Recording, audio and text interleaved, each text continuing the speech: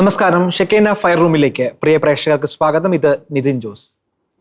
കേരളത്തിൽ അടഞ്ഞുകിടക്കുന്നത് 15 ലക്ഷത്തിലധികം വീടുകളാണ് എന്ന ഡേറ്റ സമീപ നാളുകളിലാണ് നമ്മുടെ ശ്രദ്ധയിൽപ്പെട്ടത്. 15 ലക്ഷം വീടുകൾ അടഞ്ഞുകിടക്കുമ്പോൾ ആ വീടുകളിൽ 70% വീടുകളിൽ വിദേശത്താണ്, അല്ലെങ്കിൽ വിദേശത്ത് മക്കൾ ജോലി ചെയ്യുന്നു, അല്ലെങ്കിൽ ആ വീടുകൾ അനാഥമാകുന്ന ഒരു സാഹചര്യം വരുന്നു. യൂറോപ്യൻ രാജ്യങ്ങളിൽ സംഭവിച്ചതുപോലെ സ്വന്തം ഉറവ വറ്റി മറ്റു രാജ്യങ്ങളിലേക്ക് മക്കൾ ചേക്കേറുമ്പോൾ നമ്മുടെ വീട് അനാഥമാകുന്നു, കുടുംബം ഇല്ലാതാകുന്നു, നമ്മുടെ ദേവാലയങ്ങളുടെ ബെഞ്ചുകളിൽ ഇരിക്കാൻ ആളുകൾ ഇല്ലാതാകുന്നു, നമ്മുടെ വിദ്യാഭ്യാസ സ്ഥാപനങ്ങൾ, നമ്മുടെ മുന്നോട്ടുള്ള യാത്രകളെ എല്ലാം പ്രതിസന്ധിയിലാക്കുന്ന വലിയൊരു പ്രതിസന്ധി നമ്മുടെ മുമ്പിലുണ്ട് എന്നത് ഒരു യാഥാർത്ഥ്യമാണ്. സ്വന്തം ഉറവ വറ്റിക്കൊണ്ടുള്ള നമ്മുടെ മുന്നേറ്റം, അത് മുന്നോട്ട് വെക്കുന്ന അപകടങ്ങൾ എന്തൊക്കെയാണ്? ഈ പ്രതിസന്ധിയെ എങ്ങനെയാണ് വിവേകത്തോടെ നമുക്ക് നേരിടാൻ സാധിക്കുന്നത്? ഈ വിഷയമാണ് ഷെക്കേന ഫയർ റൂം ചർച്ച ചെയ്യുന്നത്. എൻ്റെ കൂടെയുള്ളത് ഡോക്ടർ ഡെയ്സൺ പാണങ്ങാടൻ. അദ്ദേഹം തൃശ്ശൂർ സെന്റ് തോമസ് കോളേജിൽ അധ്യാപകനാണ്. ഒപ്പം രാഷ്ട്രീയ, സാമൂഹിക, സാംസ്കാരിക വിഷയങ്ങളിൽ നിരന്തരമായ ഇടപെടൽ നടത്തുന്നു. കൂടെയുള്ളത് അഡ്വക്കേറ്റ് മാത്യു തേനിയപ്പിളാക്കൽ, അഭിഭാഷകനാണ്. ഒപ്പം സാമൂഹിക നിരീക്ഷകനായി പല വിഷയങ്ങളിൽ സോഷ്യൽ മീഡിയയിലൂടെ മറ്റും സജീവമായ ഇടപെടൽ നടത്തുന്നു. പ്രിയ പ്രേക്ഷകർക്ക്, ഒപ്പം പ്രിയപ്പെട്ട അതിഥികൾക്ക് ഷെക്കേന ഫയർ റൂമിലേക്ക് സ്വാഗതം. ഡോക്ടർ ഡെയ്സൺ, നമ്മൾ ഈ ഒരു മൈഗ്രേഷനെ കുറിച്ച് കഴിഞ്ഞ എപ്പിസോഡ് നമ്മൾ ചർച്ച ചെയ്തു. നമ്മൾ അവിടെ പറഞ്ഞ് അവസാനിപ്പിച്ചതിൽ നമ്മുടെ ചർച്ച ആരംഭിക്കുകയാണ്. നമ്മൾ യൂറോപ്പും കേരളവുമായിട്ട് താരതമ്യം ചെയ്യേണ്ട ഒരു സാഹചര്യം ഇപ്പോൾ ഉണ്ടെന്ന് തോന്നുന്നു. ഇപ്പം യൂറോപ്പിൽ എങ്ങനെയാണ് പ്രതിസന്ധി ഉണ്ടായതെന്ന് ചോദിക്കുമ്പോൾ നമ്മൾ ആ ചർച്ചയിൽ കൺക്ലൂഡ് ചെയ്തൊരു കാര്യം പോലെ ബേസിക്കലി അത് വിശ്വാസത്തിൽ നിന്ന് അകൽച്ച, അല്ലെങ്കിൽ ആളുകളുടെ ആ വിശ്വാസത്തിൽ നിന്ന് അകലുമ്പോൾ തീർച്ചയായിട്ടും വിശ്വാസ മൂല്യങ്ങൾ എന്നുള്ള തകർച്ച, അടിസ്ഥാനപരമായിട്ട് ഫാമിലി എന്നുള്ള സിസ്റ്റത്തിൽ നിന്ന് തന്നെ ആളുകൾ അകന്നു പോകുന്നു. ഒത്തിരി മക്കളുണ്ടായിരുന്ന കുടുംബങ്ങൾ അനാഥമാകുന്നു, മക്കൾ വേണ്ടെന്ന് വെക്കുന്നു, വിവാഹം നടക്കാതെ വരുന്നു. ഇതൊക്കെയാണ് നമ്മൾ ഒറ്റ വരിയിൽ ഒന്ന് ആലോചിച്ച് നോക്കുമ്പോൾ ശരിക്കും കേരളത്തിൽ ഇത് തന്നെയല്ലേ എന്ന ഒരു കൺക്ലൂഷനിൽ നിന്നാണ് നമ്മൾ ഈ ചർച്ച ആരംഭിക്കുന്നത്. തീർച്ചയായിട്ടും കേരളത്തിൽ ഇത് സമാനമായ ഒരു സാഹചര്യം നമ്മുടെ മുമ്പിൽ ഉണ്ടാകുന്നതിനെ കൂടി നമ്മൾ കാണേണ്ടതല്ലേ? വസ്തുതാപരമായിട്ട് വിലയിരുത്തുമ്പോൾ ഈ ചോദ്യം ഇന്ന് ഈ കാലഘട്ടം നേരിടുന്ന ഏറ്റവും അടിസ്ഥാനപരമായ കാവ്യനീതിയാണ്. ഒരു 20 വർഷം മുമ്പ് വരെ നമ്മളൊക്കെ സ്ഥിരം പള്ളിയിൽ ദിവ്യബലിക്ക് സംബന്ധിക്കാൻ പങ്കാളിത്തത്തിനായിട്ട് പോകുമ്പോൾ വിദേശ നാടുകളിൽ പഠിച്ച, പ്രത്യേകിച്ച് യൂറോപ്യൻ രാജ്യങ്ങളിൽ, ഇറ്റലി ഉൾപ്പെടെ, റോം ഉൾപ്പെടെ, ജർമ്മനി ഉൾപ്പെടെയുള്ള രാജ്യങ്ങളിൽ പഠിച്ച, സേവനമനുഷ്ഠിച്ച വൈദികർ ഇടവപ്പള്ളിയിൽ വിശുദ്ധ ബലി അർപ്പിക്കാൻ വരുമ്പോൾ അവർ പറയുന്ന പ്രസംഗങ്ങളിലെ സ്ഥിരം ചില കോണ്ടെക്സ്റ്റുകളുണ്ട്. അതായത് ബെഞ്ചുകളിൽ ആളില്ല, പല പള്ളികളിലും വിശുദ്ധ കുർബാനയിൽ സംബന്ധിക്കാൻ ആളില്ല, കൂതാശകളോട് പ്രായമുള്ളവർ മാത്രം വരുന്നു, വിശ്വാസ സംബന്ധിയായിട്ടുള്ള വിഷയങ്ങളിൽ യൂത്തിനെ കാണാനില്ല, വിശ്വാസ സംബന്ധിയായിട്ടുള്ള വിഷയങ്ങളിൽ പ്രതിബദ്ധിയുള്ള ആളുകൾ വളരെ കുറവാണ്, കുടുംബം എന്നുള്ള കൺസെപ്റ്റ് അവിടെ ഇല്ലാതെ പോകുന്നു, പുതിയ കാലഘട്ടത്തിന്റെ ചേതോവികാരങ്ങൾ അവിടെ പ്രബലമായിട്ട് കൊണ്ടിരിക്കുന്നു, വസ്ത്രധാരണ രീതിയിൽ, അവരുടെ ധാർമ്മിക രീതിയിലൊക്കെയുള്ള ഗൗരവതരമായിട്ടുള്ള പ്രശ്നങ്ങൾ ഒരു ഭയപ്പാടോടുകൂടെ വെളിപ്പാടകലെ വന്ന് പറയുന്ന ഒരു സാഹചര്യം 20 വർഷങ്ങൾക്ക് മുമ്പ് ഉണ്ടായിരുന്നു. അന്ന് ആ പ്രസംഗങ്ങൾ കേൾക്കുന്ന സാധാരണക്കാരായിട്ടുള്ള ആളുകൾ ഇതെന്ത് രാജ്യം, എന്ത് സമൂഹം എന്നൊക്കെ ഭീതിയോടെ കാത്തിരുന്ന, അല്ലെങ്കിൽ ഭീതിയോടെ കേട്ടിരുന്ന ഒരു വ്യാപ്തിയിൽ നിന്ന് ഇന്ന് കേരളം പോലുള്ള ഒരു കൊച്ചു പ്രദേശത്ത് ഇന്ത്യ പോലുള്ള ആർഷഭാരത സംസ്കാരം വളരെ കൃത്യമായിട്ട് മെയിൻറ്റെയിൻ ചെയ്യപ്പെട്ടിരുന്ന ഒരു രാജ്യം പോലുള്ള, അല്ലെങ്കിൽ അതിൻ്റെ തെക്കേറ്റത്ത് കിടക്കുന്ന കേരളം പോലെ സംസ്ഥാനത്ത് പോലും ഇത്രയും ഭീതിതമായിട്ടുള്ളൊരു സാഹചര്യത്തിലേക്ക് നാം പോകുന്നു എന്നുള്ളത് കാണാതെ പോകരുത്, അല്ലെങ്കിൽ അത് അറിയാതെ പോകരുത്. ഒരുപക്ഷെ കേരളത്തിലെ ഒരു സാമൂഹ്യ വ്യവസ്ഥിതി അത് മാറിക്കൊണ്ടിരിക്കുകയാണ്. വിദ്യാർത്ഥികൾക്കിടയിൽ, യുവാക്കൾക്കിടയിൽ സാമൂഹ്യ വ്യവസ്ഥിതി മാറിക്കൊണ്ടിരിക്കുന്നു. കുറെ കൂടി ഫ്രീഡം അവർ ആവശ്യപ്പെടുന്നു. നേരത്തെ യൂറോപ്യൻ രാജ്യങ്ങളിലുള്ള, അല്ലെങ്കിൽ വിദേശ നാടുകളിലുള്ള വിദ്യാർത്ഥികൾ, അല്ലെങ്കിൽ അവിടുത്തെ യുവത്വം ആവശ്യപ്പെട്ടിരുന്ന ഫ്രീഡം, അതായത് ഫ്രീഡം ഫോർ ഓൾ, എന്തിനു വേണ്ടിയുള്ള ഫ്രീഡം, അതവർ ആവശ്യപ്പെടുന്നു. അവർക്ക് ചോദ്യങ്ങളോട് വിരക്തിയാണ്, അല്ലെങ്കിൽ എന്തുകൊണ്ട് എന്നുള്ള ചോദ്യങ്ങളോടൊക്കെ വിരക്തിയാണ്. ആ ഒരു ശൈലിയിലേക്ക് നമ്മുടെ സമൂഹം മാറിക്കൊണ്ടിരിക്കുന്നു. കുടുംബം എന്ന വ്യവസ്ഥിതി നാം അറിയാതെ തകർന്നുകൊണ്ടിരിക്കുന്നു. നേരത്തെ നാം യൂറോപ്പിനെ പഴിചാരിയിരുന്ന, അല്ലെങ്കിൽ വിദേശ നാടുകളെ പഴിചാരിയിരുന്ന കുടുംബം എന്ന വ്യവസ്ഥിതി നമ്മുടെ സമൂഹത്തിൽ നിന്ന് പതിയെ, ഞാനത് മുഴുവനായിട്ട് ഇല്ലാതെയായി എന്ന് പറയുന്നില്ല, പക്ഷെ പതിയെ അതിൽ വ്യത്യാസങ്ങൾ വന്നുകൊണ്ടിരിക്കുന്നു. ഒരുമിച്ച് താമസിക്കുന്ന, വിവാഹം കഴിക്കാതെ ഒരുമിച്ച് താമസിക്കുന്ന ആളുകളുടെ എണ്ണം കൂടുന്നു. സ്വവർഗരതി പോലെ, ഹോമോസെക്ഷുവാലിറ്റി പോലുള്ള സംവിധാനങ്ങളോട് പ്രതിബദ്ധത കാണിക്കുന്ന ആളുകളുടെ എണ്ണം കൂടി വരുന്നു. അത്തരം പ്രതിബദ്ധതയുള്ളത് ഏറ്റവും കൂടുതൽ ആളുകൾ കാണുന്ന ടെലിവിഷനിലൂടെ ബോധപൂർവ്വം അത് ഇൻജക്ട് ചെയ്യുന്നു. മലയാളത്തിലെ സൂപ്പർ നടന്മാരെ പോലെ കൊണ്ടുവന്ന് അതിനെ ഗ്ലോറിഫൈ ചെയ്യുന്നു. അത്തരം ആശയങ്ങൾ നമ്മൾ പ്രൊമോട്ട് ചെയ്തില്ലെങ്കിൽ ഈ നാട്ടിൽ നമ്മുടെ എക്സിസ്റ്റൻസ് പോലും പ്രശ്നമാണെന്ന് വിളിച്ചു പോകുന്ന അവതാരകരും സിനിമാ നടന്മാരും സൂപ്പർ സ്റ്റാറും ഒക്കെയുള്ള നാടുകൂടി എന്നുകൂടി ചേർത്ത് നമ്മുടെ സാമൂഹിക വ്യവസ്ഥിതിയെ നമ്മൾ അടയാളപ്പെടുത്തും. ഈ സാമൂഹിക വ്യവസ്ഥിതിയിൽ ഇത് അനിവാര്യതയാണ് എന്ന രീതിയിലുള്ള അനുച്ഛേദം പോലും ചേർക്കപ്പെടും. സംവിധാനങ്ങൾ ഇവിടെ ഉണ്ടാവും. ഈ പുരോഗമനവാദം ഗൗരവതരമായിട്ട് ഫേസ് ചെയ്യുന്ന ഒരു സമൂഹത്തിൽ ഞാനും നിങ്ങളും പങ്കാളിയാവുന്നു. ഒരു പക്ഷേ ഒരു പരിധി വരെ ധാർമ്മികതയ്ക്ക് അത്ര തന്നെ വില കൽപ്പിക്കാത്ത, അല്ലെങ്കിൽ സാമൂഹ്യ ബോധത്തിന് അത്ര തന്നെ വില കൽപ്പിക്കാത്ത ഒരു ശൈലി, ഒരു വ്യവസ്ഥാപിത ശൈലി ആസൂത്രിതമായി ഡെലിബറേറ്റ്ലി ഉണ്ടാക്കിയെടുക്കാൻ ശ്രമിക്കുന്നു. വിവാഹമോചനങ്ങളുടെ എണ്ണം കൂടുന്നു. കുടുംബ ബന്ധ വ്യവസ്ഥിതി തകരുന്നതിന്റെ ഏറ്റവും പ്രാഥമികമായിട്ടുള്ള തലമാണ് വിവാഹമോചനം എന്ന് പറയുന്ന കൺസെപ്റ്റ് പോലും. അപ്പൊ ഞാൻ പറഞ്ഞു വന്നത്, യൂറോപ്പ് ഉൾപ്പെടെയുള്ള ലോകരാജ്യങ്ങൾ 20 വർഷം മുമ്പ് ഫേസ് ചെയ്തുകൊണ്ടിരുന്ന പ്രാഥമിക പ്രശ്നങ്ങൾ ഇന്നതിന്റെ ഉച്ചസ്ഥായിയിൽ എത്തി നിൽക്കുമ്പോൾ ആ 20 വർഷം മുമ്പുള്ള സാമൂഹിക വ്യവസ്ഥിതിയിലേക്ക് ഞാനും നമ്മളും അറിയാതെ നമ്മുടെ സമൂഹം മാറിക്കൊണ്ടിരിക്കുന്നു, നമ്മുടെ രാജ്യം മാറിക്കൊണ്ടിരിക്കുന്നു, നമ്മുടെ സംസ്ഥാനം മാറിക്കൊണ്ടിരിക്കുന്നു. ഒട്ടേറെ ആശങ്കകൾ ഉളവാക്കുന്ന, ഒട്ടേറെ ഭീതി ഉളവാക്കുന്ന ഒരു സാഹചര്യം അവിടെയുണ്ട്. ആ ഒരു മരുപ്പച്ച തേടിയുള്ള യാത്രകൾക്കപ്പുറത്ത് നിലനിൽപ്പിന് വേണ്ടിയുള്ള ഒരു സമൂഹം ഇവിടെ ഇല്ലാതാകുന്ന ഭീതിതമായിട്ടൊരു സാഹചര്യം നിലവിലുണ്ടെന്നുള്ള യാഥാർത്ഥ്യം കാണാതെ പോകരുത്. ഇപ്പൊ ഇത് നമ്മൾ ചേർത്ത് വായിക്കേണ്ടത് ഒരു ഗ്ലോബലൈസേഷന്റെ ഒരു ആൻസർ ആയിട്ടോ, അല്ലെങ്കിൽ ടെക്നോളജി, ഡിജിറ്റൽ മീഡിയ, ടെക്നോളജി, മാധ്യമങ്ങളുടെ സ്വീകാര്യത, അല്ലെങ്കിൽ മാധ്യമങ്ങളിലൂടെ ഏത് വേഗത്തിലും ഏത് വിവരങ്ങളും കിട്ടുന്ന ഒരു കാര്യം. അപ്പോൾ യൂറോപ്പിൽ നടക്കുന്ന ഒരു സാംസ്കാരികമായ ഒരു കാര്യം അത് കേരളത്തിൽ ഇംപ്ലിമെന്റ് ചെയ്യാൻ ഉണ്ടാകുന്ന ഒരു അകലം ഇല്ലാതാകുന്നു. ഒരുപക്ഷെ അങ്ങനത്തെ ഒരു സാമൂഹികമായിട്ടുള്ള അങ്ങനത്തെ ഒരു ലോകമെല്ലാം ഒരു കുടക്കീഴിലായതുകൊണ്ട് അങ്ങനെ ഒരു കൺസെപ്റ്റില് ആ ഒരു വളർച്ച കൂടിയാകാം അല്ലെ. വളരെ വേഗം ഇത്തരം കാര്യങ്ങൾ വെസ്റ്റേൺ കൾച്ചർ എന്ന് പറയുന്നത് നമ്മളുടെ എല്ലാം ലൈഫിന്റെ ഭാഗമായി, നമ്മുടെ വസ്ത്രം ഉൾപ്പെടെ, നമ്മുടെ മൊബൈൽ ഫോൺ ഉൾപ്പെടെ, നമ്മളുടെ സംസാരം ഉൾപ്പെടെ എല്ലാത്തിലും അത്തരത്തിലൊരു അധിനിവേശത്തിന്റെ ഒരു ശബ്ദം നമുക്ക് കേൾക്കുകയും ചെയ്യാം. മാത്യു, ഇവിടെ ആദ്യ ഭാഗം നമ്മൾ പങ്കുവെച്ച് അവസാനിപ്പിക്കുമ്പോൾ പ്രധാനപ്പെട്ട പോയിന്റ്, യൂറോപ്പിലുമായിട്ട് നമ്മൾ താരതമ്യപ്പെടുത്തുമ്പോൾ സാർ പറഞ്ഞതുപോലെ 20 വർഷങ്ങൾക്ക് മുമ്പുള്ള ഒരു സാഹചര്യമാണല്ലോ പറഞ്ഞത്. എന്നാൽ ആ 20 വർഷം കടന്നു കഴിയുമ്പോൾ എന്ത് സംഭവിച്ചു? ഈ നാട്ടിൽ മക്കളില്ലാതായി, യൂറോപ്യൻ രാജ്യങ്ങളിൽ മക്കളില്ലാതായി, അവിടെ ജനസംഖ്യ കുറഞ്ഞു, കുടുംബമില്ലാതായി, വീടടഞ്ഞു, പള്ളികൾ അടയുന്നു. ഇതൊക്കെ നമ്മൾ കാണുന്നു. പള്ളികൾ മറ്റു രീതിയിൽ പല രീതിയിൽ അത് റീഷേപ്പ് ചെയ്യപ്പെടുന്നത് കാണുന്നു. അത് കേരളത്തിൽ രാഷ്ട്രീയ വിവാദമായി എങ്കിൽ പോലും ആ യാഥാർത്ഥ്യത്തിൽ നമ്മൾ ഉൾക്കൊള്ളാതിരിക്കാനും കഴിയുകയില്ല. ഏത് രീതിയിലും അത് മാറുന്നു. മാത്രമല്ല, ഇവിടെയാണ് അതിഥികൾ രാജ്യത്തെത്തുന്നത് അല്ലെ. ഒരു വീട്ടിൽ വീട്ടുകാരില്ലാതെ വരുമ്പോൾ, അല്ലെങ്കിൽ വീട്ടുകാരനെ കൊണ്ട് ആ വീട് നോക്കാൻ പറ്റാത്ത സാഹചര്യം വരുമ്പോൾ തീർച്ചയായിട്ടും മറ്റു സ്ഥലങ്ങളിലെ ആളുകളുടെ ഒരു റിസോഴ്സ് നമുക്ക് പൂൾ ചെയ്യേണ്ടത് ഒരു സാമൂഹിക യാഥാർത്ഥ്യമാകുന്നു. ഇതേ കോണ്ടെക്സ്റ്റ് കേരളത്തിൽ ഇന്ന് ആവർത്തിക്കപ്പെടുന്നില്ലേ? പ്രത്യേകിച്ച് കേരളത്തിൽ മക്കളില്ലാതാകുന്നു, ജോലി ഇല്ലാതാകുന്നു എന്ന് പറയപ്പെടുന്നു, അല്ലെങ്കിൽ ജോലി ചെയ്യാൻ ആളുകൾക്ക് മനസ്സില്ലാതാകുന്നു, അതാണ് ഏറ്റവും ആപ്റ്റായ വാക്ക്. അങ്ങനെ വരുമ്പോഴേക്കും ഈ വീട്ടിലെ പ്രശ്നങ്ങൾ അല്ലെങ്കിൽ നമ്മളുടെ ഒരു ഇഷ്യൂ സോൾവ് ചെയ്യാൻ നമുക്ക് മറ്റു പലരുടെയും ആവശ്യമുണ്ടാകും.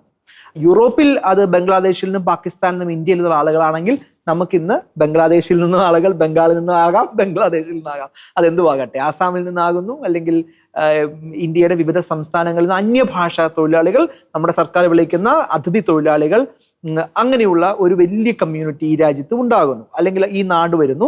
ഇന്ന് എൻ്റെ ഒരു ലഭ്യമായ അറിവ് അനുസരിച്ച് 30 ലക്ഷം, ഏറ്റവും കുറഞ്ഞത് വർഷങ്ങൾക്ക് മുമ്പുള്ള കണക്കാണ്, 2 ഇരട്ടിയിലധികം അല്ലെങ്കിൽ ഒരു 1 ഇരട്ടിയിലധികം ആളുകൾ ഏറ്റവും കുറഞ്ഞത് നമുക്ക് ഉണ്ടാകാമെന്ന് പ്രതീക്ഷിക്കുന്ന അത്രയും ഒരു വാസ്റ്റായ ഒരു പോപ്പുലേഷനിലെ ഒരു സ്റ്റേക്ക് ഹോൾഡേഴ്സായി, ഡിസിഷൻ മേക്കേഴ്സായി അങ്ങനെ ഒരു സമൂഹം കേരളത്തിൽ വരുന്നു. അപ്പൊ യൂറോപ്പിൽ നമ്മൾ കഴിഞ്ഞ ചർച്ച പങ്കുവെച്ച ആശങ്കകൾ അത് കേരളത്തിലും ഉണ്ടാകാനുള്ള ഒരു സാഹചര്യം കൂടിയില്ലേ? തീർച്ചയായിട്ടും അങ്ങ് പറഞ്ഞത് വളരെ ശരിയാണ്. കേരളത്തിലും സമാനമായ ഒരു സാഹചര്യം ഉണ്ടാകാനുള്ള സാധ്യതയുണ്ട്.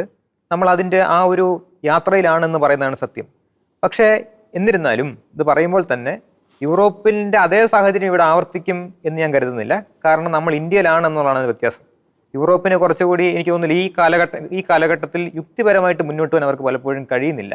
നമ്മൾ കേരളം ഇന്ത്യയിലായതുകൊണ്ട് മാത്രം ആ ഒരു നില ഉണ്ടാകും എന്ന് ഞാൻ കരുതുന്നില്ല. എന്നിരുന്നാലും അതായത് പ്രധാനമായിട്ടും കാണേണ്ട ഒരു വ്യത്യാസം എന്ന് പറയുന്നത് തീവ്ര ഇടത് യൂറോപ്പിൽ അതിശക്തമാണ്. പക്ഷെ നമ്മുടെ ഇവിടെ ഇടതുണ്ട്. പക്ഷേ ഇവിടുത്തെ ഇടതിൻ്റെ ഒരു സ്വഭാവം എന്ന് പറയുന്നത് എനിക്ക് തോന്നുന്നില്ല അത് ആ ആശയങ്ങൾ പങ്കുവെക്കുന്നുണ്ടെങ്കിൽ കൂടിയും അത് യൂറോപ്പിലും അമേരിക്കയിലും ഒക്കെ നമ്മൾ കാണുന്ന തീവ്ര ഇടതിൻ്റെ അത്രയും ഒരു സ്വാധീനം ഉണ്ടോ എന്ന് എനിക്ക് സംശയമുണ്ട്. മാത്രമല്ല ഇവിടുത്തെ ഒരു സാഹചര്യം വേറെയാണ്. ഇവിടുത്തെ രാഷ്ട്രീയ സാഹചര്യം നമ്മുടെ രാജ്യത്തെ സാഹചര്യം നമുക്കറിയാം. അതുപോലെ കേരളത്തിലാണെങ്കിലും കോമ്പീറ്റ് ചെയ്യാനുള്ള ഒരു അവസ്ഥയുണ്ട്. യൂറോപ്പിന്റെ അത്രയും ഭീകരമായിട്ട് നമ്മൾ പോയിട്ടില്ല. പക്ഷേ എന്നിരുന്നാലും ഇതൊക്കെ പറയുമ്പോഴും നമ്മുടെ യാത്ര ആ വഴിയിലേക്ക് തന്നെയാണ്. നമ്മുടേതായ രീതിയിലുള്ള ഒരു യൂറോപ്പിന്റെ അവസ്ഥ നമുക്കിവിടെ അധികം കാലം കഴിയുന്നതിന് മുന്നേ തന്നെ ഉണ്ടാകാനുള്ള എല്ലാ സാധ്യതയുമുണ്ട്. കാരണം നമ്മൾ പറഞ്ഞു, ഇവിടെ വീടുകൾ അടഞ്ഞു കിടക്കുന്നു, നമുക്ക് കുഞ്ഞുങ്ങൾ ഇല്ലാതാവുന്നു. സ്വാഭാവികമായിട്ടും ഇത് വലിയൊരു ഐറണിയുണ്ട്. അത് നമ്മളെപ്പോഴും പറയുന്നൊരു കാര്യമുണ്ട്, പണ്ടുകാലം മുതലേ പറയുന്നതാണ്, നമ്മുടെ ജീവിത നിലവാരം യൂറോപ്പിനെ പോലെയാണ്, യൂറോപ്പിലുള്ളവരുടെ ഇതുപോലെയാണ്. താരതമ്യം ചെയ്യാൻ പറ്റുള്ളൂ എന്ന് പറയും. നമ്മൾ എടുക്കില്ല പറയും യുപിയിലൊക്കെ എന്തെങ്കിലുമൊക്കെ സംഭവിക്കുമ്പോൾ ഉടനെ നമ്മൾ താരതമ്യം ചെയ്യും. അത് താരതമ്യം പോലും ചെയ്യാൻ ഉള്ള യോഗ്യത അവർക്കൊന്നും ഇല്ല. കാരണം നമ്മൾ താരതമ്യം ചെയ്യേണ്ടത് ജർമ്മനിയുമായിട്ടും ഒക്കെയാണ്. അവർക്ക് എന്ത് സംഭവിച്ചോ അത് തന്നെ നമുക്ക് സംഭവിച്ചു. അതാണ് വ്യത്യാസം. അതായത് പുരോഗതി, നമ്മൾ ഹ്യൂമൻ ഡെവലപ്മെന്റ് ഇൻഡെക്സിന്റെ HDIയുടെ കാര്യത്തിൽ നമ്മൾ ഒരുപാട് മുന്നിലാണ്. അതൊക്കെ നല്ല കാര്യം തന്നെയാണ്. പക്ഷെ അതൊക്കെ പറയുമ്പോഴും അതിന്റെയൊക്കെ പരിണിതഫലം, അതിന്റെയൊക്കെ ഒരു ആഫ്റ്റർ എഫക്റ്റ് ആയിട്ട് യൂറോപ്പിലൊക്കെ നമ്മൾ കണ്ടുവരുന്നതാണ് ഈ പറഞ്ഞതുപോലെ കുറച്ചുകൂടി എല്ലാവരും സ്വാർത്ഥരാകുന്നു, വ്യക്തിപരമായ തീരുമാനങ്ങൾക്ക് കൂടുതൽ പ്രാധാന്യം വരുന്നു, അങ്ങനെ സൊസൈറ്റൽ ഗോൾസിന് പ്രാധാന്യം ഇല്ലാത്തൊരു സാഹചര്യം ഉണ്ടാകുന്നു. അങ്ങനെ വരുമ്പോൾ നമ്മൾ പല ചർച്ചകളിലും, എനിക്കൊന്ന് ഇതേ വേദിയിൽ തന്നെ നേരത്തെ ചർച്ച ചെയ്തു പോയതാണ് ഗാമോഫോബിയ പോലുള്ള വിഷയങ്ങൾ. അവിടെയൊക്കെ നമ്മൾ കാണുന്നത് കുടുംബം രൂപീകരിക്കാനുള്ള മടി ഉണ്ടാകുന്നു, കല്യാണത്തിന് തയ്യാറാകാത്തൊരു സാഹചര്യം ഉണ്ടാകുന്നു, കുഞ്ഞുങ്ങളെ സ്വീകരിക്കാൻ ഇപ്പം നമുക്കറിയാം അതിനുള്ള സാഹചര്യം ഇല്ലാത്ത ആളുകളുടെ കാര്യം മനസ്സിലാക്കാം. പക്ഷെ പണമുള്ളവർക്ക് പോലും കുഞ്ഞുങ്ങളെ സ്വീകരിക്കാനുള്ള മടി ഉണ്ടാകുന്നൊരു സാഹചര്യം ഉണ്ടാകുന്നു. അങ്ങനെ വരുമ്പോൾ ഉണ്ടാകുന്ന ഒരു ഗ്യാപ്പുണ്ട്. അത് പരിഹരിക്കാനായിട്ട് ആളുകളെ ആവശ്യമായിട്ട് വരും. മാത്രമല്ല നമ്മുടെ നാട്ടിലെ ആളുകൾക്ക് വൈറ്റ് കോളർ ജോബാണ് വേണ്ടത്. അതുകൊണ്ട് തന്നെ അത് നമ്മൾ സ്വയം വിമർശനാത്മക പറയേണ്ട ഒരു കാര്യമാണ്. അപ്പം അങ്ങ് പറഞ്ഞു വെക്കുന്നതിന്റെ യൂറോപ്പിൽ ഉണ്ടാകുന്ന ഒരു സുരക്ഷാ പ്രശ്നം, അതൊരു അവിടെ അതിന് വ്യാഖ്യാനിക്കപ്പെടുന്നതിനകത്ത് തീർച്ചയായിട്ടും അത് അതിക്രമങ്ങൾ, ഡ്രഗ് ട്രാഫിക്കിംഗ് ഉൾപ്പെടെയുള്ള കാര്യങ്ങളിൽ ഉണ്ടാകുന്ന വർധനവ്, ക്രൈം റേറ്റുകൾ ഉണ്ടാകുന്ന വർധനവ്. കേരളത്തിൽ നമുക്ക് അങ്ങനെ ഡേറ്റ എടുത്ത് നമുക്ക് സംസാരിക്കാൻ പറ്റില്ല. പക്ഷെ ഇതൊക്കെ വളരെ ഡൈവേഴ്സായ കമ്മ്യൂണിറ്റികൾ ഒരു നാട്ടിൽ വരികയും വളരെ വ്യത്യസ്തമായ സംസ്കാരങ്ങൾ ഒരു നാട്ടിലേക്ക് വരികയും ചെയ്യുമ്പോൾ ഉണ്ടാകാൻ സാധ്യതയുള്ള, അല്ലെങ്കിൽ അത് ഉറപ്പായിട്ടും അത്തരം അപകടങ്ങളെ വർദ്ധിപ്പിക്കുമെന്ന ആശങ്ക കൂടി, അതിന്റെ സുരക്ഷയുടെ ആശങ്ക കൂടി അങ്ങേക്കില്ലേ അഡ്വക്കേറ്റ് മാത്യു? തീർച്ചയായിട്ടും സുരക്ഷയുടെ ഒരു കാര്യം ഉറപ്പായിട്ടും കാരണം ഈ പറഞ്ഞതുപോലെ സംസ്കാരത്തിന്റെ ഒരു പ്രശ്നമുണ്ട്. നമ്മുടെ രീതിയേ അല്ല അവരുടെ രീതി, അവരുടെ ഈ മറ്റൊന്നാണ്. അത് എനിക്ക് തോന്നുന്നില്ല നമ്മുടെ ഇവിടെ നിയമം നടപ്പാക്കേണ്ട ഏജൻസികൾ അത് കാര്യമായിട്ട് അത് പരിഗണിക്കുന്നുണ്ട്. അവർക്ക് അറിവുണ്ടായിരിക്കും, പക്ഷെ അതിന്റെ എൻഫോഴ്സ്മെന്റ് പ്രോപ്പർ അല്ല, ശരിയായ വിധത്തിലല്ല എന്നുള്ള ആശങ്ക എനിക്കുണ്ട്. അതുകൊണ്ട് തന്നെ സുരക്ഷയുടെ ഒരു പ്രശ്നമുണ്ട്. നമുക്കറിയാം ഇവിടെ പല കൊലപാതകങ്ങളും അതുപോലെ ലഹരിയുമായിട്ട് ബന്ധപ്പെട്ട പല കുറ്റങ്ങളും കേസുകളിലും ഇവർ പ്രതികളാവുന്ന ഒരു സാഹചര്യമുണ്ട്.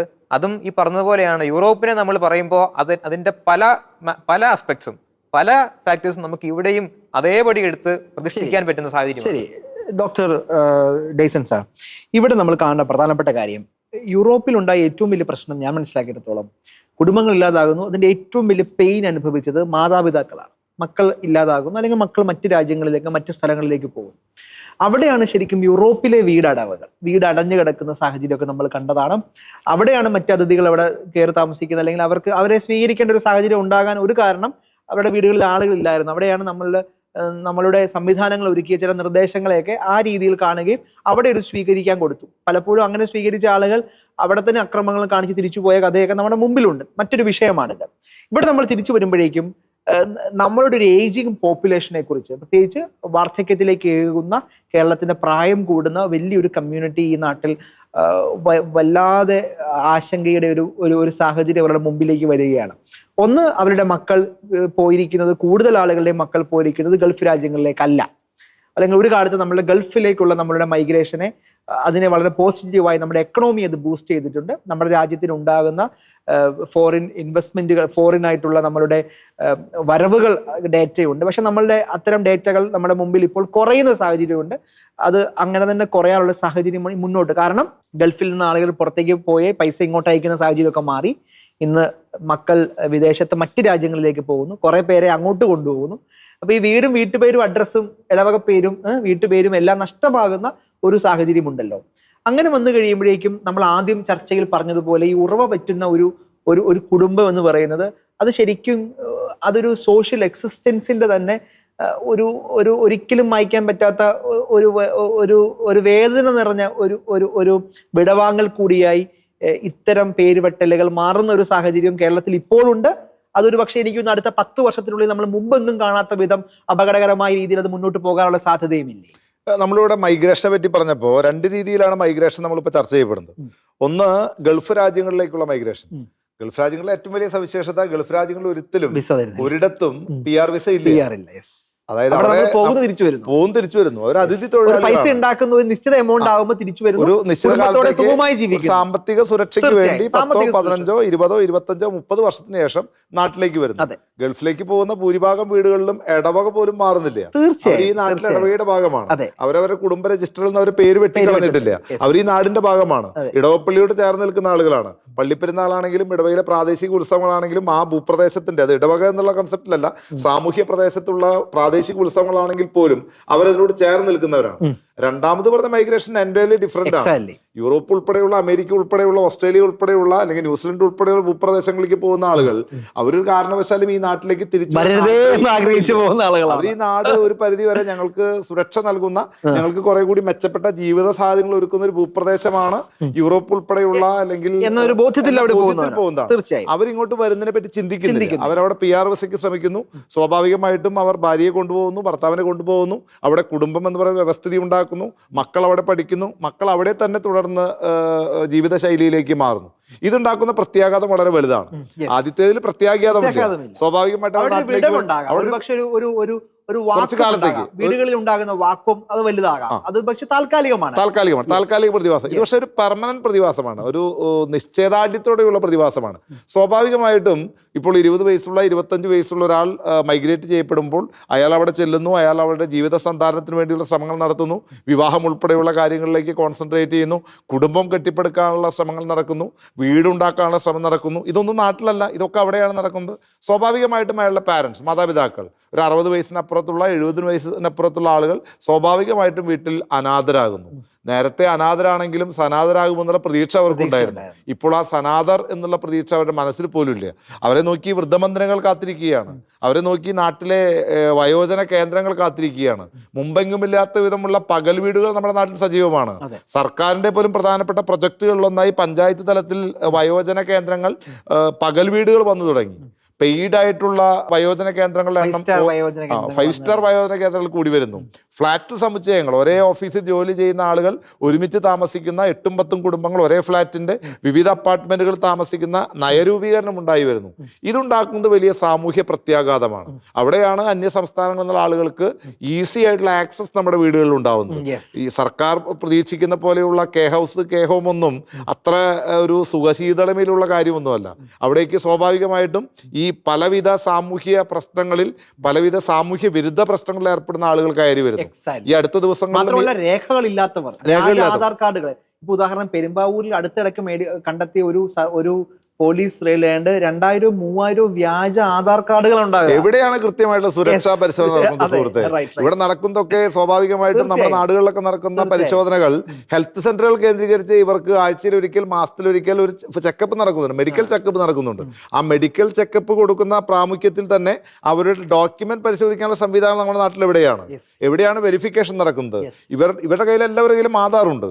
ആ ആധാറിന്റെ ഒതന്റിസിറ്റി എവിടെയാണ് ഐഡന്റിഫൈ ചെയ്യപ്പെടുന്നത്? സ്വാഭാവികമായിട്ടും ഇന്ന് ബ്രിട്ടൻ നേരിടുന്ന, അല്ലെങ്കിൽ ഈ ഒരു റാലിയിലേക്കൊക്കെ നയിച്ച രീതിയിലുള്ള സുരക്ഷാ ഭീഷണി ഭാവിയിൽ കേരളം ഉൾപ്പെടെയുള്ള കുറെ കൂടി അഭ്യസ്തവിദ്യരായിട്ടുള്ള ആളുകൾ താമസിക്കുന്ന, അല്ലെങ്കിൽ അന്യസംസ്ഥാന തൊഴിലാളികളുടെ വലിയ ഒരു ലോബിങ് നടക്കുന്ന ഒരു ഭൂപ്രദേശത്ത് ഒരു സാമൂഹ്യ വിഷയമായിട്ട് വരാനിടയുണ്ട്, ഒരു സുരക്ഷാ പ്രശ്നമായിട്ട് വരാനിടയുണ്ട്. അത് കരുതി അവരൊക്കെ സുരക്ഷാ ഭീഷണി ഉളവാക്കുന്ന ആളുകളാണെന്നുള്ള അഭിപ്രായം ഈ നാടിന്റെ വികസനത്തിന്, രാഷ്ട്രീയ വികസനത്തിന് പങ്ക് നിസ്സാരമായിട്ട് കാണും. നിർമ്മാണ മേഖലയിൽ ഏറ്റവും കൂടുതൽ ജോലി ചെയ്യുന്ന ആളുകൾ ഇവരാണ്, അന്യസംസ്ഥാന തൊഴിലാളികളാണ്. ഹോട്ടൽ മേഖലയിൽ ഈ നാടിനെ ഇന്ന് നയിക്കുന്നവരാണ്.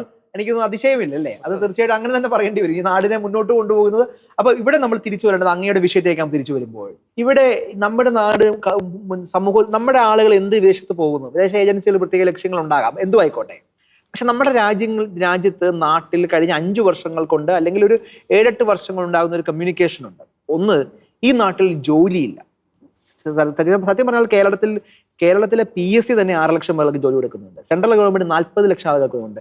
ഇന്ത്യയിലെ മറ്റ് സംസ്ഥാനങ്ങൾ നോക്കുമ്പോൾ 2-3 കോടിയിലധികം ജോലികൾ ഉണ്ട്. എല്ലാവർക്കും സർക്കാർ ജോലി സാധ്യമല്ല. ഒന്ന്, അതെന്തുമായിക്കോട്ടെ. പക്ഷെ നമുക്ക് ജോലിയില്ല എന്നതാണ് ഏറ്റവും പ്രധാനപ്പെട്ട കാര്യം. എന്നാൽ നമ്മൾ ഇന്ന് ബംഗാളിൽ നിന്നുള്ള ആളുകൾക്ക് കൊടുക്കുന്നത് 2000-3000 ഒക്കെ ആളുകൾക്ക് ഏൺ ചെയ്യുന്ന, ഒരുപക്ഷെ നമ്മുടെ നാട്ടിലെ IAS ഓഫീസറിനേക്കാൾ ഏൺ ചെയ്യുന്ന വലിയൊരു ശതമാനം ആളുകൾ നമ്മുടെ നാട്ടിൽ ഇന്നുണ്ട്. വിദേശത്തല്ല, മറ്റ് സംസ്ഥാനങ്ങളിൽ നിന്ന് വന്ന ആളുകൾ. അങ്ങനെ വരുമ്പോഴേക്കും ഈ നാട്ടിൽ നമുക്ക് ജോലി കിട്ടാതെ ആകുന്ന ഒരു സാഹചര്യം. അപ്പൊ നമ്മുടെ ഒരു സോഷ്യൽ ഇഷ്യൂ, ഒരു സോഷ്യൽ പ്രസ്റ്റീജ്, വ്യർത്ഥമായ സോഷ്യൽ പ്രസ്റ്റീജ് ഒക്കെ ആകാൻ ഒരു കാരണം. ഇതിന് മോശമായ അല്ലെങ്കിൽ ഇതിനും സാമൂഹികമായി മോശമായ ഒരു ജോലിയും ഇല്ല ഞാൻ വിശ്വസിക്കുന്നു വ്യക്തിപരമായി. പക്ഷെ ഇതിനും സാമൂഹികമായി പുറകിൽ നിൽക്കുന്ന സമൂഹം വിശ്വസിക്കുന്ന ജോലികൾ വിദേശ രാജ്യങ്ങളിൽ നമ്മുടെ മക്കൾ പോയി ചെയ്യുന്ന ഒരു സാഹചര്യമുണ്ട്. 3, നമ്മളുടെ നാട്ടിലേക്ക് വിദേശത്തു നിന്നുള്ള അല്ലെങ്കിൽ മറ്റു രാജ്യങ്ങളും സംസ്ഥാനങ്ങളും വലിയ ഇൻവെസ്റ്റ്മെന്റുകൾ വരുന്നൊരു കാര്യം.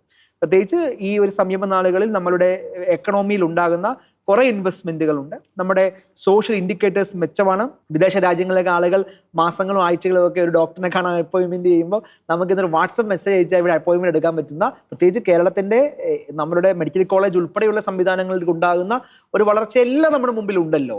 അപ്പൊ ഇതിനെല്ലാം നമ്മൾ നോക്കിക്കാണേണ്ട ഒരു അതിനെ എങ്ങനെയാണ് കാണുന്നത്? നമ്മുടെ നാട്ടിലെ ഒരു വിഭാഗം ആളുകൾ വിദേശത്തേക്ക് പോകുന്നു, മറുവശത്ത് അതേ സ്പേസ് അതിനേക്കാൾ മനോഹരമായി ഒരു നല്ല സാമർഥ്യത്തോടെ ഒരു സമൂഹം ഏറ്റുവാകുന്നു. അപ്പോൾ ശരിക്കും നമ്മളുടെ പ്രശ്നം എവിടെയാണ് അവശേഷിക്കുന്നത് എന്ന ചോദ്യത്തിലേക്കാണ് നമ്മുടെ ചർച്ച വരിക. വളരെ വസ്തുതാപരമായിട്ട് ഈ വിഷയത്തെ, ഈ ചോദ്യത്തോട് പ്രതികരിച്ചാൽ നമുക്ക് കൃത്യമായിട്ട് നോക്കിക്കാണാവുന്ന ഒരു റിയാലിറ്റി ഉണ്ട്.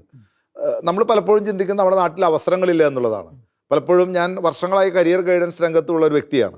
കഴിഞ്ഞ ദിവസം തൃശ്ശൂരിൻ്റെയും എറണാകുളത്തിൻ്റെയും അതിർത്തി പ്രദേശമായിട്ടുള്ള ഒരു ഗ്രാമത്തിൽ അവിടെ അവരൊരു പള്ളി അറേഞ്ച് ചെയ്ത് ഓർഗനൈസ് ചെയ്ത ഒരു കരിയർ ഗൈഡൻസ് ക്യാമ്പിൽ നേതൃത്വം വഹിക്കാനിടയായി.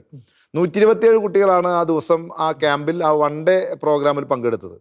ഞാൻ അവരുടെ അടുത്ത് 2 ചോദ്യങ്ങളാണ് ചോദിച്ചത്. നിങ്ങൾ സർക്കാർ ജോലി ആഗ്രഹിക്കുന്നവർ എത്ര പേരുണ്ട്? പ്രൈവറ്റ് മേഖലയിലെ ജോലി ആഗ്രഹിക്കുന്ന എത്ര പേരുണ്ട്? ആ 127 പേരിൽ വെറും 3 പേരാണ് സർക്കാർ ജോലി ആഗ്രഹിച്ചു എന്ന് പറഞ്ഞ് കൈപൊക്കിയത്. ബാക്കി 124 പേരും സ്വകാര്യ മേഖലയിൽ ജോലി ആഗ്രഹിക്കുന്നവരാണ്. സ്വാഭാവികമായിട്ടും ഞാൻ അവരോട് സ്വകാര്യ മേഖലയിലെ എന്ത് തരത്തിലുള്ള ജോലിയാണ് നിങ്ങൾ ആഗ്രഹിക്കുന്നത് ചോദിച്ചു. അതിൽ 100-ലധികം പേരും പറഞ്ഞത് മൈഗ്രേഷനാണ്. 100-ലധികം പേര്, 127 പേര് ആകെ പങ്കെടുത്തിട്ടുള്ള ഒരു +2 വിദ്യാർത്ഥികൾക്ക് വേണ്ടി നടത്തിയ ഒരു കരിയർ ഗൈഡൻസ് സെമിനാറിൽ 100-ലധികം പേര് ആഗ്രഹിക്കുന്ന മൈഗ്രേഷനാണ്. ഞാൻ അവരോട് ചോദിച്ചപ്പോൾ അവർ പറഞ്ഞ കാരണം താങ്കൾ നേരത്തെ സൂചിപ്പിച്ചതാണ്. ഇവിടെ അവസരങ്ങളില്ല. ഇവിടെ എങ്ങനെയാണ് അവസരങ്ങൾ ഉള്ളത് എന്ന് അവർ ഐഡന്റിഫൈ ചെയ്യുന്നില്ല. എത്രയോ ദേശീയ നിലവാരമുള്ള സ്ഥാപനങ്ങൾ നമ്മുടെ സംസ്ഥാനത്തുണ്ട്. എത്രയോ ദേശീയ നിലവാരമുള്ള ജോലി സാധ്യതകൾ നമ്മുടെ നാട്ടിലുണ്ട്. ഈ നാട്ടിൽ ഏറ്റവും മികച്ച വേതനം ലഭിക്കുന്നത് ഉൾപ്പെടെയുള്ള മികച്ച തൊഴിൽ സാധ്യതകൾ നമ്മുടെ അവിടെയുണ്ട്. 10ാം ക്ലാസ് ജയിച്ച വിദ്യാർത്ഥികൾക്കുള്ളത്, +2 ജയിച്ച വിദ്യാർത്ഥികൾക്കുള്ളത്, ഡിഗ്രി കഴിഞ്ഞ വിദ്യാർത്ഥികൾക്കുള്ളത്, പ്രൊഫഷണൽ കോഴ്സ് കഴിഞ്ഞ വിദ്യാർത്ഥികൾക്കുള്ളത്. ഇവരെ സംബന്ധിച്ചിടത്തോളം ഇതിനുവേണ്ടി മെനക്കെടാൻ അവർ തയ്യാറാവുന്നില്ല. ഇവരെ സംബന്ധിച്ചിടത്തോളം ഇവരുടെ മനസ്സിലൊരു സുഖശീതളമയാണ്. +2-ന് ശേഷം മറ്റൊരു രാജ്യത്ത് പോയി ഈ തണുപ്പത്ത് ജീവിക്കുന്ന, അല്ലെങ്കിൽ മഞ്ഞിൽ ജീവിക്കുന്ന, ഇൻസ്റ്റാഗ്രാമിൽ റീൽസ് ഇടാവുന്ന, അല്ലെങ്കിൽ ഇൻസ്റ്റാഗ്രാമിൽ പോസ്റ്റ് ചെയ്യാവുന്ന സുഖശീതളമയാണ് ഇവരുടെ മനസ്സിലുള്ള ഒരു മൈഗ്രേഷൻ. അതിനപ്പുറത്തേക്ക് നമ്മുടെ നാട്ടിലെ സാധ്യതകൾ ഉപയോഗപ്പെടുത്താൻ നമ്മുടെ യുവത്വം തയ്യാറായാൽ, നമ്മുടെ വിദ്യാർത്ഥികൾ തയ്യാറായാൽ വലിയ ഓപ്പർച്യൂണിറ്റി നമ്മുടെ നാട്ടിൽ തന്നെയുണ്ട്. ഏറ്റവും അടിസ്ഥാനപരമായിട്ടുള്ള ഒരു പ്രസ്റ്റീജിയസ് ആയിട്ടുള്ള ജോലി കിട്ടുന്നതിനുള്ള സാധ്യത പോലും നമ്മുടെ സമൂഹത്തിലുണ്ട്, നമ്മുടെ നാട്ടിലുണ്ട്. മികച്ച സേവന വേതന വ്യവസ്ഥകൾ മിക്കവാറും എല്ലാ സർവീസ് സംവിധാനങ്ങളിലുണ്ട്. കേരളത്തിലെ തന്നെ സ്വകാര്യ മേഖലയിൽ പോലും സാമാന്യം ഭേദപ്പെട്ട സേവന വേതന വ്യവസ്ഥകളുള്ള സംവിധാനങ്ങളുണ്ട്. ആ ഒരു സംവിധാനങ്ങളെ പരിചയപ്പെടുത്തുകയും സമൂഹത്തിലെ ഗുണപരമാകുന്ന രീതിയിൽ നമ്മുടെ യുവത്വത്തെ മാറ്റുകയും ചെയ്യുക എന്നതാണ് അടുത്ത വർഷക്കാലങ്ങളിൽ നമ്മുടെ ഇടവകകളും നമ്മുടെ പൊതുസമൂഹങ്ങളും ചെയ്യേണ്ട ഏറ്റവും പ്രധാനപ്പെട്ട ദൗത്യം എന്ന് പറയുന്നത്. ഒരുപക്ഷെ ഈ മൈഗ്രേഷൻ പ്രോത്സാഹിപ്പിക്കുന്ന ഒരു സംവിധാനത്തിനപ്പുറത്ത് ഈ നാട്ടിൽ തന്നെ ഈ വ്യക്തികൾക്ക് നിൽക്കാനുള്ള, അതിജീവനത്തിനുള്ള, എക്സൽ ചെയ്യാനുള്ള സാധ്യതകളുണ്ട്.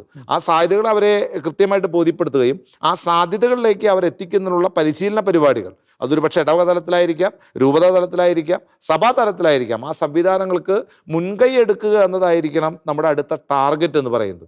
അതിന് നാം മുൻകൈ എടുക്കാൻ തയ്യാറായില്ലെങ്കിൽ സ്വാഭാവികമായിട്ടും അങ്ങ് നേരത്തെ സൂചിപ്പിച്ച ആശങ്ക, ആളുകളില്ലാത്ത, അടഞ്ഞുകിടക്കുന്ന വീടുകളുള്ള, വാർദ്ധക്യ സഹജമായിട്ടുള്ള ആളുകൾ മാത്രമുള്ള, വയോജന സൗഹൃദം മാത്രം ലക്ഷ്യമാക്കിയിട്ടുള്ള ഒരു ഭൂപ്രദേശത്തിന് നാം സാക്ഷ്യം വഹിക്കേണ്ടി വരുമെന്നുള്ള റിയാലിറ്റി നാം മറന്നു പോകരുത്. തീർച്ചയായും. മാത്യു, എന്തെങ്കിലും കൂടി ഈ വിഷയത്തിൽ എന്താണ് അങ്ങേക്ക് എന്താണ് കൂട്ടിച്ചേർക്കാനുള്ളത്? ഇങ്ങനൊരു സാഹചര്യം നമ്മുടെ മുമ്പിലേക്ക് വരുമ്പോൾ, പ്രത്യേകിച്ച് നമ്മൾ ഗവൺമെന്റ് മേഖലയിൽ മാത്രമല്ല, പ്രത്യേകിച്ച് സ്കിൽഡ് ആയിട്ടുള്ള ജോലിയിലേക്ക് പ്രത്യേകിച്ച് നമ്മുടെ ആളുകളുടെ ഒരു സാന്നിധ്യം കുറഞ്ഞു വരും നമ്മൾ കാണുന്നുണ്ട്. ഇപ്പൊ പാലാ രൂപതയാണ് എനിക്ക് തോന്നുന്നു അടുത്ത കാലത്ത് സ്കില്ലുമായി ബന്ധപ്പെട്ടുള്ള വളരെ മനോഹരമായ ഒരു ഇനിഷ്യേറ്റീവ്, അല്ലേ, ഒരു വലിയ ഒരു പ്രസ്ഥാനം തന്നെ അവിടെ രൂപവൽക്കരിക്കുക, സ്വയം സംരംഭത്തെയൊക്കെ പ്രോത്സാഹിപ്പിക്കുന്ന ഒരു സംവിധാനമൊക്കെ അടുത്ത കാലത്ത് രൂപവൽക്കരിക്കുകയും ചെയ്ത് വലിയ വാർത്തയാവുകയൊക്കെ ചെയ്തു. അങ്ങനെ വരുമ്പോഴേക്കും നമ്മുടെ മുന്നോട്ടുള്ള കാലത്ത് ഇത്തരം സ്കില്ലുകൾ, AI വരുന്നു, ടെക്നോളജി വരുന്നു, ഉറപ്പായിട്ടും ഇപ്പോൾ ഉള്ളതിനേക്കാളും ഒരു 10-30% ജോലികൾ റിയലി തന്നെ ലോകം മുഴുവൻ ഇല്ലാതാകും. അപ്പൊ നമ്മുടെ ആളുകൾ പുറത്തേക്ക് പോകുമ്പോൾ പോലും ജോലിയാണ് അവരുടെ മുമ്പിൽ ലക്ഷ്യമെങ്കിൽ തീർച്ചയായിട്ടും വിദേശ രാജ്യങ്ങളിലേക്കുള്ള ഈ കടന്നുകയറ്റം അല്ലെങ്കിൽ യാത്ര സ്വാഭാവികമായി തന്നെ മൈഗ്രേഷനോ നിയമങ്ങളോ അവിടുത്തെ പൊളിറ്റിക്സോ രാഷ്ട്രീയമോ കുടിയേറ്റ വിരുദ്ധ പ്രക്ഷോഭങ്ങളോ ഒന്നും ഇല്ലാതെ തന്നെ ഗവൺമെന്റ് മൊത്തം രാഷ്ട്രങ്ങൾ പറയുന്ന 50 to 60% ജോലികൾ AI എടുക്കുമെന്നാണ്. അത്ര ഇല്ലെങ്കിൽ പോലും ഇന്ത്യൻ ആവറേജ് 30 to 40% ജോലികൾ ഇല്ലാതെ ഒരു സാഹചര്യം ഉണ്ടല്ലോ. At the end of the day sir, ഞാൻ വിശ്വസിക്കുന്നു ഇവരൊക്കെ തിരിച്ചു വരുന്നൊരു സാഹചര്യം നമ്മുടെ മുമ്പിലുണ്ട്. ഉറപ്പായിട്ടും എല്ലാവരും അവിടെ വിജയിച്ച് അവിടെ തന്നെ ജീവിക്കാൻ പറ്റാത്തത് അതൊരു സ്വാഭാവികമായി നമുക്കറിയാമല്ലോ, അത് പ്രായോഗികമായി നടക്കാത്തൊരു കാര്യമാണ്. അങ്ങനെ വരുമ്പോൾ നമ്മുടെ ആളുകൾ ഇപ്പോഴുള്ള ഒരു വലിയ വിഭാഗത്തിന് ഇവിടെ ജോലി ഉണ്ടാകണം. ഒരുപക്ഷെ ഇനി തിരിച്ചു വരാൻ പോകുന്ന ഒരു കമ്മ്യൂണിറ്റിയെ കൂടി, ഒരു റിവേഴ്സ് മൈഗ്രേഷനെ കൂടി കണ്ടുകൊണ്ടാണ് കേരള ഗവൺമെന്റ് പോലും പോളിസികൾ ഇപ്പം നിർമ്മിച്ചുകൊണ്ടിരിക്കുന്നത്. ആ ഒരു കോണ്ടെക്സ്റ്റിൽ നമ്മൾ സ്കിൽഡ് ആയിട്ടുള്ള കാര്യങ്ങൾ, സ്കിൽ ഡെവലപ്മെന്റ് എത്രത്തോളം നമ്മുടെ സംവിധാനത്തിലുണ്ട്, പ്രത്യേകിച്ച് വിദ്യാഭ്യാസത്തിലുണ്ട് എന്നൊരു ചോദ്യം അവശേഷിക്കുന്നു. 2, നമ്മൾ ഈ ടെക്നോളജി എത്രത്തോളം അഡാപ്റ്റ് ചെയ്യുന്നു, പുതിയ മേഖലകളിൽ AI ഉൾപ്പെടെയുള്ള കാര്യങ്ങളിലേക്ക് നമ്മൾ എത്ര അഡാപ്റ്റ് ചെയ്യുന്നു. അതിനേക്കാളൊക്കെ അപ്പുറത്തേക്ക് നമുക്ക് ഏത് ജോലികളും ചെയ്യാനുള്ള മനസ്സ് നമുക്ക് എന്നുണ്ടാകുന്നു. അതിനേക്കാളും പ്രധാനമായിട്ട് നമ്മൾ സംരംഭങ്ങളെ, ഓൺട്രപ്രണർഷിപ്പിനെ എത്രത്തോളം നമ്മൾ പ്രോത്സാഹിപ്പിക്കുന്നു. നമ്മൾ എപ്പോഴും നമ്മുടെ ക്ലാസ്സുകളിൽ പറയുന്നത് ഏതെങ്കിലും കമ്പനി ജോലി ചെയ്യാൻ വേണ്ടി അല്ലേ സാർ? നമ്മുടെ ഇടവകളിൽ ഇപ്പൊ സാറാ ചോദ്യത്തിൽ പോലും നമുക്ക് അടുത്ത ലെവലിലേക്ക് നമ്മൾ ചോദിക്കുകയാണെങ്കിൽ എത്ര പേര് 100 പേർക്ക് ജോലി കൊടുക്കാൻ ആഗ്രഹിക്കുന്നു ചോദിച്ചു കഴിഞ്ഞാൽ കൈ ഉയർത്താൻ പോയിട്ട് തല ഉയർത്താൻ പോലും നമ്മുടെ ആളുകൾക്ക് പറ്റാത്തൊരു സാഹചര്യവും ഉണ്ടല്ലോ. എന്താണ് അങ്ങയുടെ? അതായത് നമ്മൾ മനസ്സിലാക്കേണ്ട ഒരു കാര്യം എന്ന് പറയുന്നത്, നമ്മുടെ നാട്ടിലുള്ള എല്ലാവർക്കും ഈ നാട്ടിൽ തന്നെ ജോലി കൊടുക്കാനുള്ള സംവിധാനം നമുക്കില്ല. അതുകൊണ്ട് ഒരു രാജ്യത്തിനും ഇല്ല, ഒരു സംവിധാനത്തിനും. ഗവൺമെന്റ് ജോലിയെ മാത്രം ആശ്രയിച്ചുകൊണ്ടോ അല്ലെങ്കിൽ ഈ പറയുന്ന സ്കിൽഡ് ആയിട്ടുള്ള ജോലികളെ മാത്രം ആശ്രയിച്ചുകൊണ്ടോ അല്ല ഒരു രാജ്യത്ത് ഒരു എക്കോണമിയും വളർന്നു വരിക, മുന്നോട്ട് പോകുന്നത്. അതുകൊണ്ട് തന്നെ നമ്മൾ എന്തൊക്കെ ചെയ്താലും എന്തൊക്കെ ചെയ്തെന്ന് പറയുമ്പോഴും വിദേശത്തോട്ടുള്ള കുടിയേറ്റം തുടർന്നുകൊണ്ടേയിരിക്കും. അതിനൊരു പോയിന്റ് ഉണ്ടാവും, പക്ഷേ ഏറിയും കുറഞ്ഞും ഒക്കെ അതിൽ നടന്നുകൊണ്ടിരിക്കും. അതിലാരും വലിയ വിമർശനം ഉന്നയിക്കാറുമില്ല. പണ്ട് കാലത്തും അതൊക്കെ ഉണ്ടായിരുന്നു. നമ്മുടെ നാട്ടിലെ ആളുകളൊക്കെ തന്നെ, പല ആളുകളും, നെഹ്റു ഉൾപ്പെടെയുള്ള പല ആളുകളും മഹാത്മാഗാന്ധിയും ഒക്കെ വിദേശ രാജ്യങ്ങളിൽ പഠിച്ചവരാണ്. അതിലൊന്നും ആർക്കും ആശങ്കയില്ലായിരുന്നു. പഠിക്കാനേ പോയുള്ളൂ. അപ്പൊ അതൊക്കെ പഠിക്കാനല്ല പോകുന്നത്, പഠിക്കാനാണ് പോകുന്നത്. പക്ഷെ പഠിക്കാൻ പോകുന്നത്, അതെ, അവർ പോകുന്നത് അവിടെ ഒരു സമ്പത്ത് ഉണ്ടാക്കി അവിടെ എക്സിസ്റ്റൻസിന് വേണ്ടിയാണ് പോകുന്നത്. അതെ, അങ്ങനെ ഒരു ന്യൂനപക്ഷം അങ്ങനെ പോയി എന്ന് കരുതി ചെറിയ അളവ് മാത്രമാണെങ്കിൽ അതിൽ വലിയ പ്രശ്നം ഉണ്ടാവില്ല. പക്ഷെ അതിന്റെ റേറ്റ് എന്ന് പറയുന്നത് വളരെയധികം മുന്നോട്ട് പോകുന്നുള്ളതാണ്. നമ്മളെപ്പോഴും മനസ്സിലാക്കേണ്ട ഒന്ന്, ബ്ലൂം വേർ യുവർ പ്ലാന്റ് എന്ന് പറയാറുണ്ട്. നമ്മൾ എവിടെയാണോ നമ്മൾ നട്ടത് അവിടെ വളരുക. നമുക്കൊരു പക്ഷെ സാധിക്കണമെന്നില്ല, പക്ഷെ നമ്മുടെ ആഗ്രഹവും നമ്മുടെ പരിശ്രമവും ആ ദിശയിലേക്കായിരിക്കണം. അങ്ങനെ മുന്നോട്ട് പോകുമ്പോൾ നമുക്ക് ഇവിടെ തന്നെ പരിഹാരം, അതായത് നമ്മുടെ നാട്ടിൽ ഒരുപാട് പ്രശ്നങ്ങളുണ്ട്, ആ പ്രശ്നങ്ങൾക്ക് പരിഹാരം കണ്ടെത്തിയാൽ തന്നെ ഇവിടെ സാധ്യതയായി. അപ്പോൾ അതുപോലെ ഇപ്പം അങ്ങ് പറഞ്ഞു സ്കിൽ ഡെവലപ്മെൻറ്റ്, ആ മേഖല നമുക്ക് കേന്ദ്ര സർക്കാരിൻ്റെ ചില ശ്രമങ്ങൾ ആ മേഖലയിലുണ്ട്. അതുപോലെ പല ഇടങ്ങളിൽ നിന്നും അതിനുള്ള ശ്രമങ്ങൾ ഉണ്ടാവുന്നുണ്ട്. അപ്പോൾ ആ ദിശയിലേക്കൊക്കെയുള്ള മുന്നേറ്റം ഉണ്ടാവേണ്ടതുണ്ട്. സ്കില്ല് ഡെവലപ്പ് ചെയ്യാനായിട്ടുള്ള പരിശ്രമം ഉണ്ടാവണം.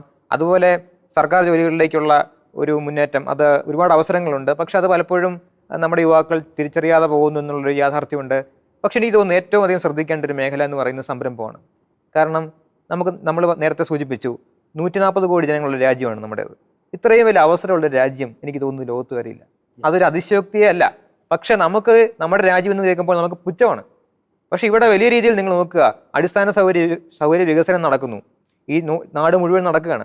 അതൊക്കെ എന്തിനു വേണ്ടിയാണ്? അതൊക്കെ ശരിക്കും യഥാർത്ഥത്തിൽ നമ്മുടെ സൗകര്യം കൂട്ടാനെന്ന് പറയുമ്പോഴും ബിസിനസ് വളർത്താൻ വേണ്ടിയാണ്. അതിനുവേണ്ടിയാണ് ലോജിസ്റ്റിക്സ് കോസ്റ്റ് കുറയ്ക്കുക, അതുവഴി സാധനങ്ങളുടെ വില കുറയ്ക്കുക, അങ്ങനെ ഈ മത്സരക്ഷമത കൂട്ടുക, അതൊക്കെയാണ്. അതുപോലെ ഡെഡിക്കേറ്റഡ് ഫ്ലൈറ്റ് കൊറിഡോറുകൾ വരുന്നു. അതായത് ട്രെയിനിൽ നമുക്ക് സാധനങ്ങൾ അതിനുവേണ്ടി മാത്രം ഡെസിഗ്നേറ്റ് ചെയ്ത ഇടങ്ങൾ, റെയിൽവേ ലൈനുകൾ വരുന്നു. അതൊക്കെ ബിസിനസ്സിന് വേണ്ടിയാണ്. അങ്ങനെ ഒരു വലിയ മാറ്റം ഉണ്ടാകുമ്പോൾ അതിനെ മുതലാക്കാൻ, അതിനെ ആ അവസരം വിനിയോഗിക്കാൻ നമുക്ക് സാധിക്കണം എന്നുള്ളതാണ്. എത്രയൊക്കെ AI വന്നാലും ഒരു സംരംഭകനെ ഒഴിവാക്കാൻ കഴിയുമെന്ന് എനിക്ക് തോന്നുന്നില്ല. പലരെ ഒഴിവാക്കാൻ സാധിക്കും, പക്ഷെ വ്യവസായം ചെയ്യാൻ AIക്ക് പറ്റുമോ? ഒരിക്കലും ഇല്ല. അതുകൊണ്ട് ഇത്രയും വലിയ മാർക്കറ്റ് ഉണ്ട്, അവിടെ ഇറങ്ങാനുള്ള ധൈര്യം, അതായത് ധൈര്യം ഉണ്ടാവണം, റിസ്ക് എടുക്കാനുള്ള മനസ്സുണ്ടാവണം. അങ്ങനെ ഇറങ്ങി മുന്നോട്ട് പോയി ഈ പറഞ്ഞതുപോലെ 100 പേർക്കോ 50 പേർക്കോ 10 പേർക്കോ അതിൽ കൂടുതലൊക്കെ തൊഴിൽ കൊടുക്കാനുള്ള ഒരു മനസ്സ്, അതിനുള്ള ഒരു സാഹചര്യം ഉണ്ടാവണം. അതിനാദ്യം ചെയ്യേണ്ടത് നമ്മുടെ മനോഭാവം മാറ്റുക എന്നുള്ളതാണ്. നമ്മുടെ നാട്ടിൽ വ്യവസായികളോട് ഇപ്പോഴും ഒരു അസൂയയുള്ള നിലപാട് നമുക്കുണ്ട്. ബിസിനസ്സുകാരെല്ലാം ഭൂഷകളാണ്, അവരെല്ലാം വലിയ അപരാധികളാണ്. അംബാനിയുടെ കടയിൽ ഞാൻ സാധനം മേടിക്കും, അംബാനിയുടെ ജിയോ ഉപയോഗിക്കും, എന്നിട്ട് ഫേസ്ബുക്കിൽ അംബാനിക്കെതിരെ എഴുതും. ഇതാണ് മലയാളിയുടെ ഇരട്ടത്താപ്പ്. അതായത് കഴിഞ്ഞ ദിവസം ഒരു പ്രമുഖ പാർട്ടിയുടെ ഒരു സമരത്തിൽ നമ്മൾ കണ്ടതാണ്. ഞങ്ങൾക്ക് നിങ്ങളോട് വിരോധമൊന്നുമില്ല, അവിടുത്തെ ജീവനക്കാരോട് പറയുകയാണ്, പക്ഷെ ഞങ്ങൾക്ക് അംബാനിയോട് വിരോധമുണ്ട്. അതുകൊണ്ട് നിങ്ങൾ കടയടയ്ക്കണം. കടയടയ്ക്കണം. അപ്പോ അംബാനിയെ അദാനിയെ ഒക്കെ വലിയ ഇവിടെ വിഴിഞ്ഞം തുറമുഖം വരുന്നു, നാട്ടിലെല്ലാ വികസനവും നടക്കുന്നത് ഇവരുടെയൊക്കെ പേരിലും ഇവരുടെയൊക്കെ സ്ഥാപനങ്ങൾ വരുന്നതുകൊണ്ടുമാണ്. ഈ ഷോറൂമുകളും എല്ലാം എത്രയോ മാറ്റങ്ങളാണ് ഉണ്ടാകുന്നത്. അപ്പോ ഇവരോടൊക്കെയുള്ള മാറ്റം അതിന് നമ്മുടെ എനിക്ക് തോന്നുന്നു നമ്മുടെ ഒരു പണ്ട് മുതലേ ഉള്ള ഒരു ലീനിയൻസ് നമുക്കുണ്ട്. അത് മാറ്റണം. അത് മാറ്റി പ്രവൃത്തിയിലേക്ക് കടക്കുക. ഉറപ്പായി മാറ്റം ഉണ്ടാകും, ഒരു സംശയം വേണ്ട. ഷെക്കീന ഫയർ റൂമിന്റെ ഈ ഒരു എപ്പിസോഡിൽ നമ്മൾ ചർച്ച ചെയ്തത് അടയുന്ന നമ്മുടെ വീടുകളും നമ്മുടെ മുന്നോട്ടുള്ള ഭാവിയുമാണ്. തീർച്ചയായിട്ടും ഈ നാട് അവസരങ്ങളുടെ നാടാണ്. തീർച്ചയായിട്ടും ഈ നാട്ടിൽ പ്രശ്നങ്ങളുണ്ട്, പ്രതിസന്ധികളുണ്ട്, കുറവുകളുണ്ട്. പക്ഷേ ഇത് അവസരങ്ങളുടെ നാട്. 140-150 കോടി ജനങ്ങൾ വസിക്കുന്ന അത്രയും പവർഫുൾ ഒരു എക്കണോമിയിൽ ഒത്തിരി ജോലി സാധ്യതകളും അവസരങ്ങളും നമ്മുടെ നാട്ടിൽ തന്നെ ഉണ്ട് എന്ന യാഥാർത്ഥ്യം നമ്മൾ ഉൾക്കൊണ്ട് ആ അവസരങ്ങളെ എങ്ങനെ കറൻസിയാക്കി മാറ്റാം, ആ അവസരങ്ങളെ എങ്ങനെ ജോലിയാക്കി മാറ്റാം, അന്നമാക്കി മാറ്റാം, അതിനുള്ള മനസ്സ് അത് ഇടവക തലങ്ങളിൽ തൊട്ട് സൺഡേ സ്കൂൾ തലങ്ങളിൽ തൊട്ട് നമ്മുടെ സ്കൂളുകളിൽ തൊട്ട് അത്തരം ആശയങ്ങൾ നമ്മുടെ മക്കളെ നിക്ഷേപിക്കാനുള്ള ഒരു ആർജവം നമ്മുടെ വിദ്യാഭ്യാസ സ്ഥാപനങ്ങൾക്ക്, നമ്മുടെ സംവിധാനങ്ങൾക്ക്, നമ്മളുടെ നേതൃത്വത്തിന് സാധിക്കട്ടെ. അത്തരം ആശയങ്ങളായിരിക്കാം ഒരുപക്ഷെ അടുത്ത നാടിനെ, അടുത്ത കേരളത്തെ സുരക്ഷിതമായ ഒരു സംസ്ഥാനമാക്കി മാറ്റിയെടുക്കുന്നത്. ഷെക്കീന ഫയർ റൂമിൽ അവസാനിക്കുന്നു. പ്രിയ പ്രേക്ഷകർക്ക്, ഒപ്പം അതിഥികൾക്ക് നന്ദി, നമസ്കാരം.